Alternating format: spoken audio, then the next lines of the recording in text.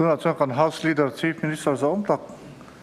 a chu le tha tiang te sei turi kan sawmanga wind up na ron nei ngal se thange hilo sawmang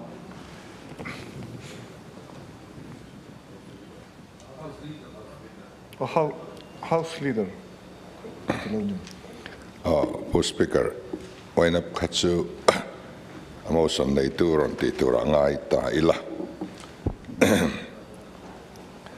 nia Governor speech hi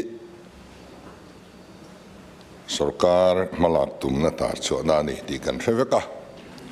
mani loka session kan nei to a ta chuan engemaw zat a soi chuak to a tun ero hi chu budget session big ani a mani loka a soi to nu te han soi non le thin ai kha chuan ala soi lem lo thil poi mo dang te tun trum hi chu kan tel ve te ang ati te poni in alanga tin elai hian engkim sarkar malang tu soi sen ani lova tuna kan ngai mo kan han soi tak ang zong zong te po kha budget session kan nei chungin department tin demand for grants a khan alo lang dona khata po la lang lo ni chuan hei hianga tinge in ngai poi mo lo kan lein ti don nia tin sarkar malak tum na tlang pui kan governor ina soi hi tha kan ti veka governor speech zong zong a thabera niang te kan ti hiala chu chu sarkar thar adang lam na le mi puin be seina an ha na tilang chiang tu ani ba ka elaya pu speaker hiding lam le veilam mi te po hian I veilam mi te le hian than tin hiding lam mi te ne na hian be seina hi an hat lian zok ma mani o ka tia a hu prom le in ka riama ro chu an ma ni te nen tang tlang in thei top kan chu tlang anga kan har sat na te ni kan su tlang tu ra ngai ila member then khat te na kan han soi chua tuna kan har sat na engemaw te kha chu ke ni han san mai thei ani lova kan chom te ania chu wang chuan khang kha chu ati re dan ero chu hun kal zela kan ngai to chho tura ngai ila tin kan governor hian tun malamathil lom to kalpung hlui kan ti mai thin kan chom ve lo tur a chan na po ka ama apo ka chiang me mani ati ania chom ve lo tura min du te ania chung chu soi chuak bokani chung chu mimal indu sakna awanga enge mo in ti sak thin sum le pai hek em siang te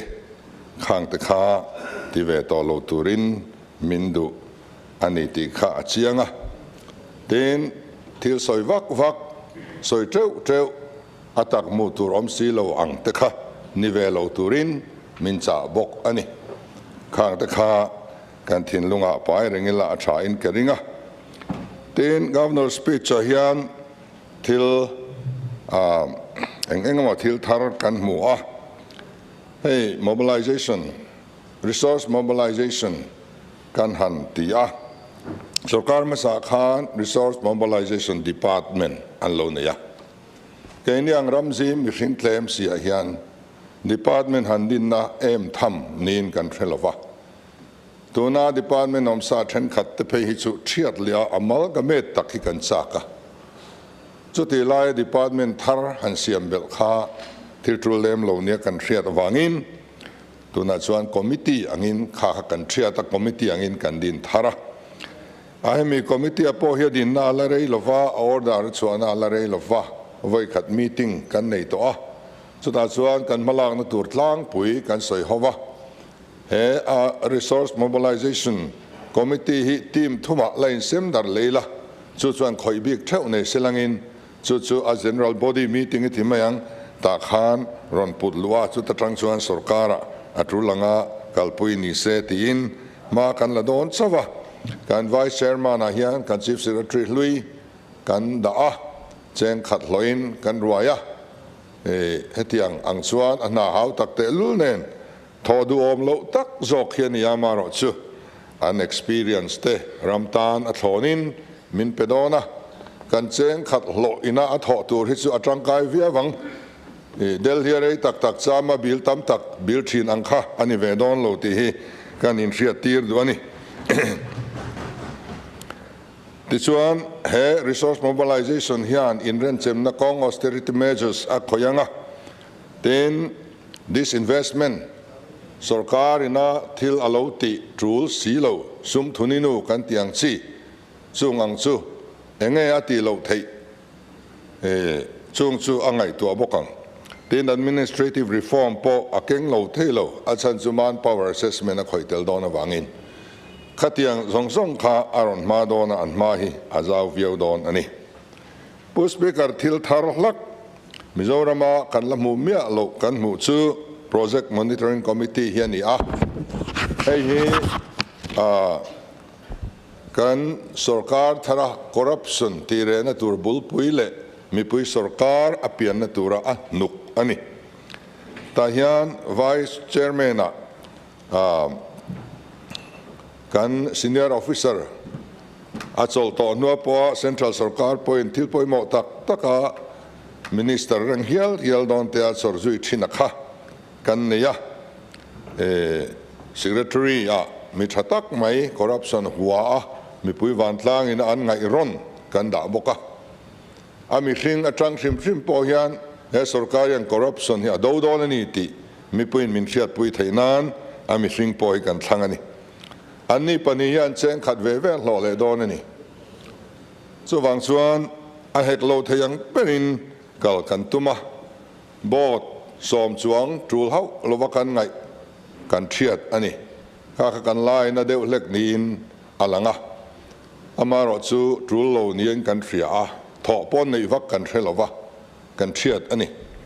ke nia ro chuan trul ngoi nia kan thiat kan ti a tuna kan board chairman te kan advisor te hi na poimo tak trangkai tak thok vek an ni ti kha kan soi du a ti chuan he project monitoring committee ina aen telata na du ron na tharte kan donga lo khop maya abik takin kan members om tak puroba ta khan bill monitoring te poirong khoise atia khang te po kha kan lo ria anga atul khop mai renga sarkar ma sa khan monitoring om lova ania bill lazel theide khan oma chen khada kum kha antanga khang khom to lo na turin khang ron na te po kha kan lo ngai poimo tura ngai ila tin he committee a hian party tinayo ron tel turani chu wang chuan an ron ruat to lo mem ka hrelowa party hianin recognized party chin khania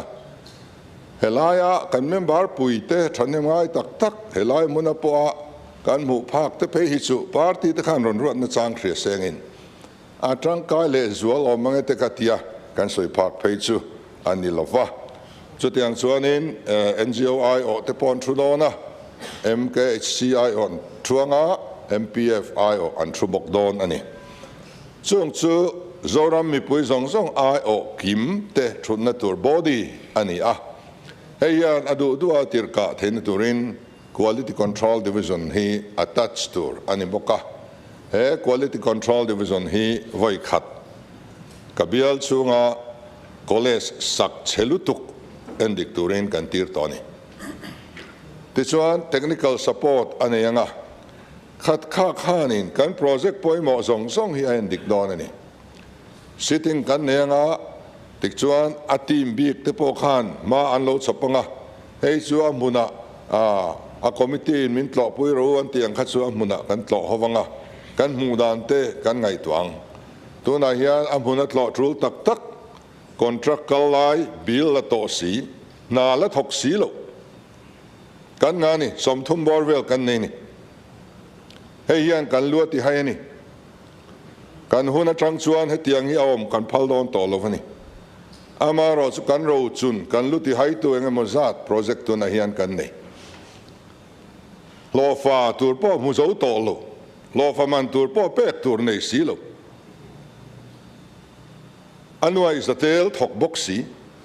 thok tha boxi lo han terminate don ngot ilangin sarkar kan lok lo zok to boxi poisan la to si ฮันริเทนเดอร์งดดอนนี่ละช่างตัวกันมุดอนสีโลขัดยังตะขากันเนี่ยช่วงที่ช่วงโตโลนตัวระนัทกตัวสุเฮคอมมิตี้ฮีอันนี้ติชวนกันสวายินเฮสุรการทาร์เอ็นกอลนาเฮียงกันเตลตังดอนนี่มีปุยสุรการตักอดิ่งดอนนี่คอนทรัคเตอร์ปุยน่าหัวหน้าโซโลชวนพอเสร็จลักอันนี้เลยนี่เราจะเฮคอมมิตี้ถูเฮียนดอนนี่กันซิงเอาปุยส่วนเมมเบอร์ตรังไอโอโลกัลที่ถูกข้านี่เวทดอนนี่เฮลัยรูลิงเคลมที่ถูทุบปอดจากเขาอมเวดอนต่อโลเฮสุรการเฮียนสุดที่ยังชวนกันกำลังกันรัมฮีอดัมกันเบสิอันนี้ที่ตัวไหนยัน SIT อันที่ State Institute of Transformation ไอ้เซ็นทรัลลินามินอนติสักเนียกันติเมกา SSM หน่วยมันเนี่ยข้างคุลมาที่พอ Minister ที่กระจุกสอยปุยดัชบอร์ดกันในโดนะกันรามา Department รังที่นัดทอเลโปรเจกต์ปุยหมอซงซงสุดาสบอตาชวนอโลอมังสุดทางชวน planning department ทางเฮียนอัน supervise สัง CMO ทางอิน Chief Minister Office ทางอินกัน supervise ดอนบกอันนี้ department จงซอง Minister จงซองเต็นทัดทอ Secretary จงซอง Director เต็นจงซองมาทอ Delhi PMO Office in Ministry จงซอง supervise สังควานดัชบอร์ดนี่ให้ฮีกันติดโดนะเสียงไวเบลเสียงมาจัดบุลชันเนตัวมินเปตัวมินอนเปกเบลเซลโดนะเฮตทรังเฮียนทรันกันละตักโดนะเฮกัน SIT พอฮีตัวนักการ Project Monitoring Committee เฮียนอามันทรังกายเทกันเบสิอันนี้เต็น Investment Policy กันนี่สินาคานกันเมมเบอร์ประกาศขานสุรการมาสาติชุนซอมอังเดคานเสียกันชุนซอมโลวาอัลลาอมโลกันเสียมทารานีเฮสุรการเฮียนกุมให้เช่นฮียูทีสเตทอโลนิตัว investment policy โลละในเฮาโลเรโลเตกันนั้นสุรการกาหันจินชัวกะอินเดียรัมชุงเล foreign ตรังอินกันรัม invest ดูเต็นมินดอร์ซุปงาละตุนกันสับสารกูตาเทียนสุรการรังอัมบาสดอรินโลติลอันดัวจุมีใบเสจวนมาเซ Prime Minister อินโลเตลอันนี้ดอนเลยดอนเราสวยเชียนเทลวันกันเลยซ้อมงามลงว่าเฮงหูกันโลดอนสนนัตัวดอนเทงค่ะสุรการินโลในเมียโลมาอ่ะส่วนบางส่วนอ่างไงนี่กันที่มันเหมาะตะกิน investment policy กันเสียมากันมันเหมาะเดี๋ยวว่าละเสียมทัดเลเซลแต่พออะไรไงไหมเทียเฮกัน investment policy อ่ะเฮียนไงพอยเหมาะกันเนี่ยเอ็นที่นั้น central ตรังสุมอมเทียเพียงสมเสียมในตัวเริ่มสร้างอันนี้ปอต่อพัดชวนปอชัวเจล่ะ10% state matching share ปอเปเลทให้มังสีลว่ากันอมนางจีให้ปุ่มเปลฟรามมิลังกันเตียนี่เรโลเตโรเรลนักการเจลชุงเฮียนสุดยังจูกันมุดเจ้าอันนี้อบิกตะกินขดทังละมาอัดตั้มเลนี่เจงหน่วยสมเนียจอดให้ตัวเจงหน่วยสมเรียดเวลา DPR เสียมตะกันมุดเจ้าต่อตัวไหนเฮียนให้ SMS 10% กันเปกอ่างไงเฮกมากันเปเลเลยเทยบอกสิละวะขัดยังชีตะค่ะฟิล์มคุรอ่างไงยังกันตีกัน investment policy เฮียนี่100% funding ชีฮีเอาอมเลยเฮงฮีรอสุวาร์ตูร์กันตีteam recurring expenditure เฮฮี avoid ตูร์กันตีทิลเองมา infrastructure กันหันติงอตากันหันสาอบิลันละจวัตุเตเอโมอิบเตอาลูตาข้ากันดูชันนี่ไม่เฮียนอลังอาตบไม่นี่กันชอร์ซุยโลกับเบียลาพอจุดยังสู้อมทรุ laboratory อันดีนะ concrete building ปังอาปรุกทะลุตุกไว้น่าชวนรำหน่วยจังทอเอาวิอม nursing college อันดีนะไว้น่าเฮียนจุยนานันมังดาร์ทลังจงเกเลเวกต่อขัดยังข้าอัตมมานิสินาพอขานกันหัดเช็คเบียลตุปากเบียลตุเมมเบอร์จอมตะขานเบียละสุดยังให้ทำถูมินทริลข้าขัดยังข้าปุ่มเปิลกันด้วยนี่แค่นี้ส่วนนี้อาจารย์สุกันสเตสุมินเมนเทนพวกกันที่เละเทสิโลเมนเทนเนนสักกันบัวยาจุดอามันพาวร์ไอ้คน ตัวพวก recruitment กันที่เละเทสิโลขัดยังชีนักกินาฮาร์สันนามินเสียมเทจียังตะขาปุ่มเปลิลังกันที่ทีน investment กันที่เฮียนกันตัวซุง entrepreneurs เตมาลากนัตัวดีบดาลซองอิน foreigner emo India mi emo lak lu lo hi kan tum ani ten kan rama hian kan entrepreneur ten emo kan ram chunga mi kher lo poin không ai hay kan business awar at to pa nghe kan chun zom mga kan ti nghe hun sanga i chun zom o kan ti house in nghe kan ngai dan chun zom zo lo long mo ole chun zom lo le ami tu po khoi mi po ni selangin kan state allocation a heklova over and above a project track and raman on hung the ni a source of funding an mani nan ngai tua theya kan tum ve pui angai lo ni chuan kan welcome kan ti bop ani ten year of consolidation kan puang lo theilova antinan papakhat kha hausaviang mai sela anu pui fanau te ne na poisa om lo ti tlat si sela chong ni tu ka sa po le du lo sela thom no le na tur po pe du mang lo sela ama kha ko sanuam viu sela nam dang te nen te khanin a en contract lian pui pui mo kha thok reng mai bok si sela a chung te nan ngai thiam lowang kapa year of consolidation ni kan thiam lowan ti ngai ngai in karin amaro chu apa khan an sum din mun chia zia fa te arjirtira ama po kha nung chang eng kim a in renani ti an huwa an ne lo tak tak ani ten thria chuan a chung ten an thlopang ti karin voina yang kan nei lo tak tak ani ti zoramin min riat pui seng kan du chuwang chuan keima ni po kan in reduce a kan in frek mek ani mania kan ho du pakhada lo kala carpet his thak ve to te min non tia e la man thei keti chu tiang chuan kan in renani zoram mi pui poi kum khat min ngap turin kan har san min thethiam turin kan ngen du ani ten minority lampang kha waram changme khanin vui ngal than deu lek khanin ka ria a kan indu sakma sakte annia mania khan sericultural project pathum kawahonga thenzola kan autonomous district council pathum mi vektan khanania ka project hon masak per hi district council tan ani zok ti ka kan soidua then engani Delhi girls hostel sakna tur kha an MDC lampang khanin an mani muna sak an lo phal saka maro chu sarkar ma sa khan a contract ni kha an hawa an lo in tibuaya chu po chu kan han riat vele e nang manin thokro kan tia kan mara district council te kuta a tho na po kan pengal ani ten MDC te hlo kan tipunga anjin ni khwa accommodation le conveyance an buai na te po tuna chuan kan chin fel sak to thokatin kan in ria ani chu ania thataka anni honen hian tho ho kan tum ani ten mun phia kha kam khat le ka kan ti le du chu nia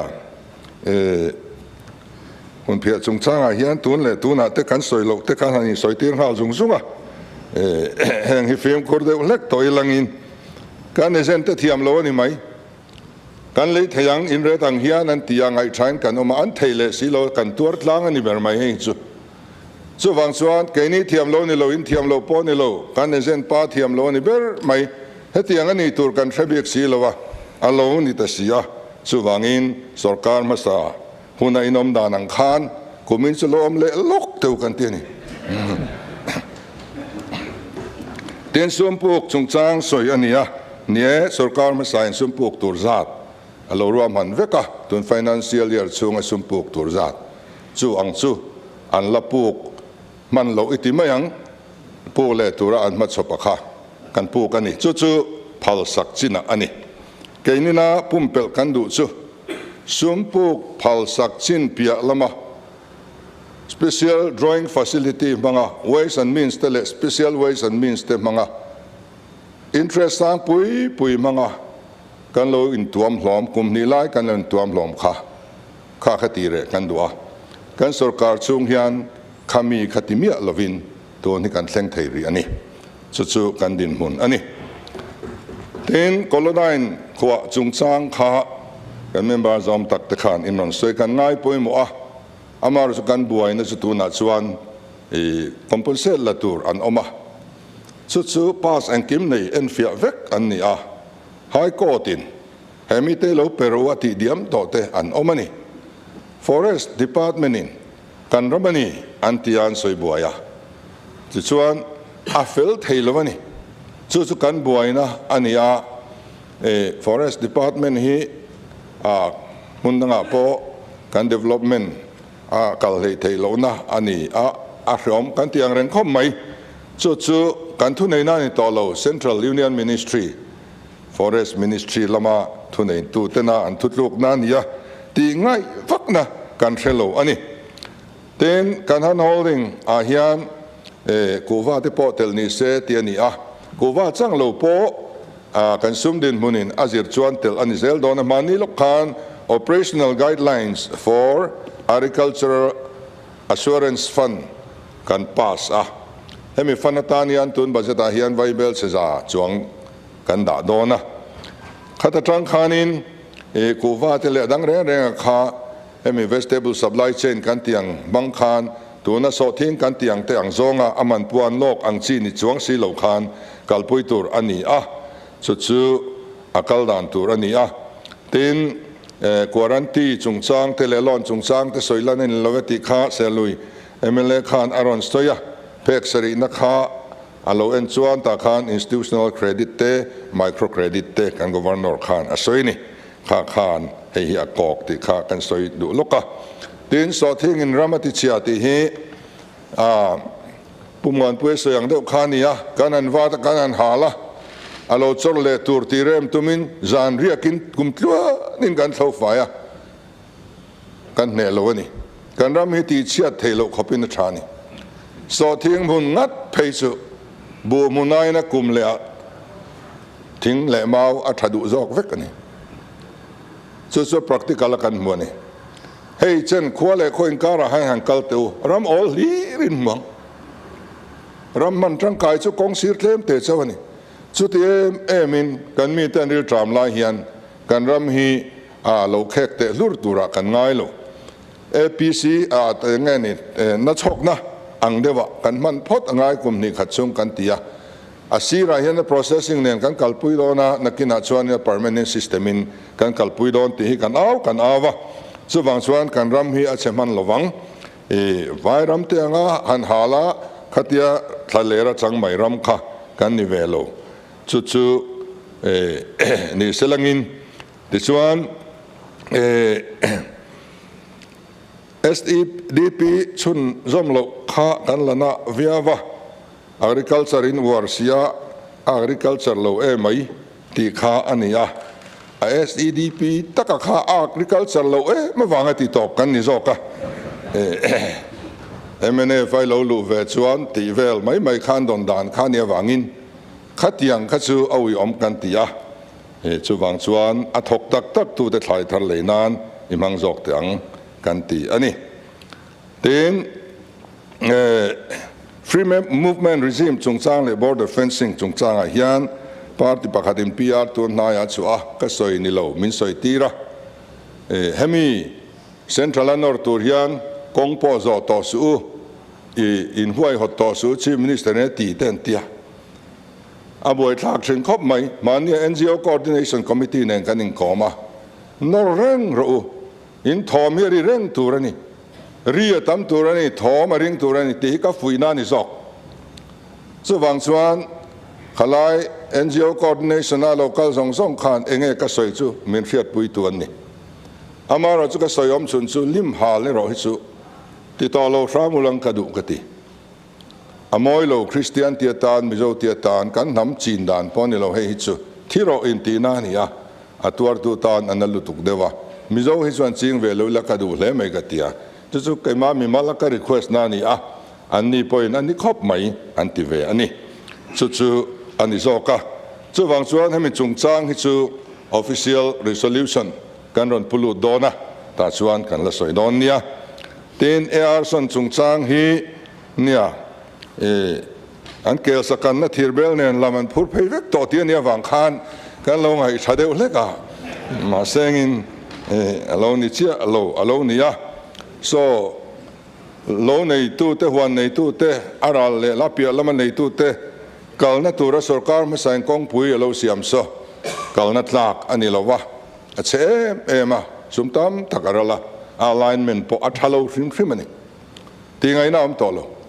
chuwang chuan somi le kong pui ma saber inkara son alaya son kong pui isia manguti in ar ho tu te kan dor me ka chu amar thazo ka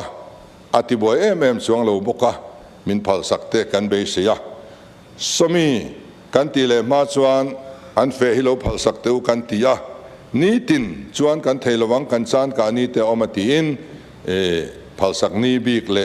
kar khata ni velmani phalo ni an ne tiang chuan inrem siam na kan siama solaya son some rifle general alokala manipur lam up to an sikul miron hon sagrotia ka wa hon saka an building ruaka sikulan lo ne ya kalkong alo chelea tui an nei lova en an nei bok lo an manin an lo in tum chok vek ani chu tiang chu an din mun alani a kan sarkar ina kan ti tur hi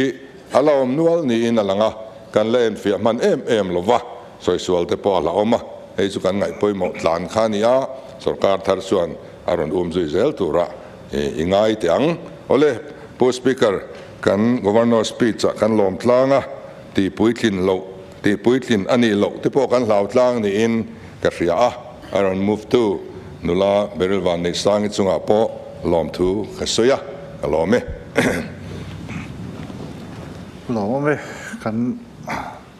house leader letuna chuan amosan nei tu emele za omtak pi Baryl Vanneihsangi somila seitur chul tiang te saisela adop rondil khal sela tunelo somangu Bu Speaker Galome it's malama khan motion of thanks soi ma khan and business pakhada kan kala zona le chana hun kan manga thanim kan ngaithla nga kan boruak te po kha an changdeu at kha ani a chuta chuan huna zova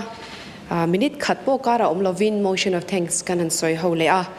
kan rilru kan ngai to anate kan sorbing na lo lama kan an soya chuti role ro chuan he hausa members om tak tak te an puitlin zia tele atul hun angan in siam rem thiam ziate aron langa voina hian bial sang sanga mi puite hian kan bial tu turte takhi kan thang ni in ka ria a an zia ka en khan ka mu khan an chunga po lom thu kan soya tin he house zo omna vongnung reng chunga nakin zela po kan mi te mi puite ta na ro kan rel thiam hi poimo donin ka ria a hei khun enge molai trang khan hausa hanche thaddu na emo emo trend hi a om ve dewin ka ria a ka soi swal lo tura ka ngaya khang angkha tam lo sila hausa che thad le soi thad satlia ani lova mani bial chunga kan che thata heram kan enkol dana kan che thad hi apoi mo lai le mi puite na min te na le ke mani po kan in te na turani ti lai kha kan soi non le du ani bu speaker ka shiat swalo chuan helai ka lo chinchia dan hian members om tak tak som ni le parukten ding chungin he motion hi an thop na kil sang sanga tangin an ron soya lom omle maya emotion pulut tu tan po athamwan thaka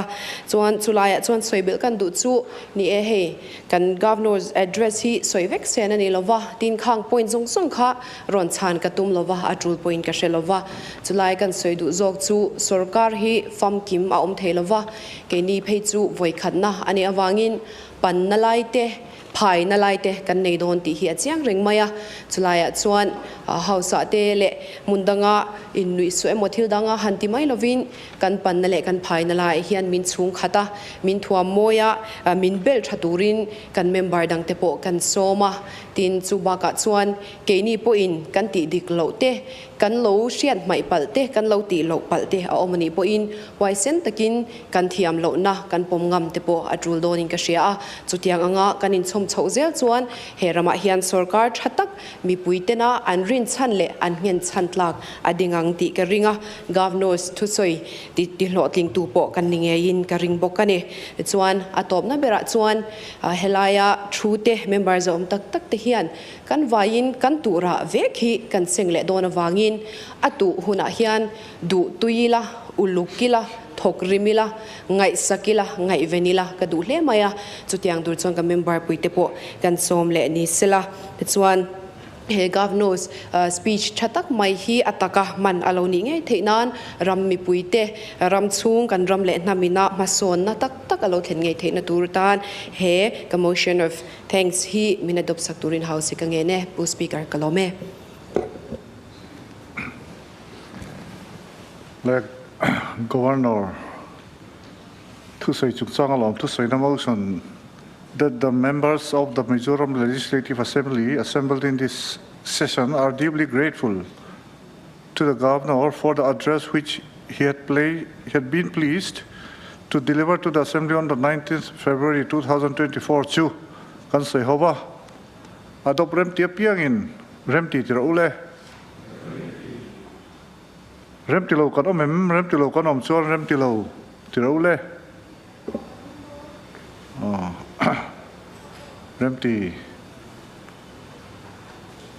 remti lo kan om lo chuan moson kan say ho chu lungrol takin he hausian adopta ani